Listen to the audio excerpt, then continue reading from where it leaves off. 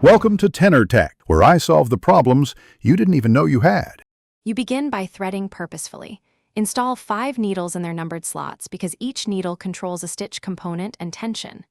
Once done, place cones on correct spool pins and secure with thread nets to prevent slippage. This preserves even feed. Thread lower looper, upper looper, and 3 needles in sequence. Follow the thread guides and numbered path. Make sure to set stitch length to 2, 5, 3, 0, and differential to 1, 0. These initial settings reduce puckering and establish stable, balanced seams.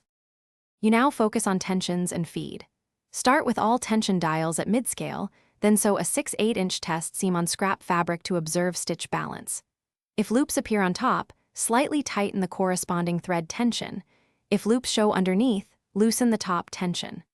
Once balanced, fine-tune differential feed to prevent stretching or gathering. Increase slightly for knit fabrics, reduce for lightweight wovens. Make sure needles and presser foot align to prevent skipped stitches. Check after every major adjustment. You complete the seam by trimming with the built-in cutter, holding thread tails and backstitching 3 feedog cycles to secure ends. This prevents unraveling. Once done, test a finished hem under normal pressure and inspect for consistent stitches across the 5-thread chain. If you encounter skipped stitches or uneven loops, make micro-adjustments to needle alignment and individual tensions. If the machine jams, unplug it first, then remove threads and needles. Clean lint from loopers, and rethread carefully before resuming.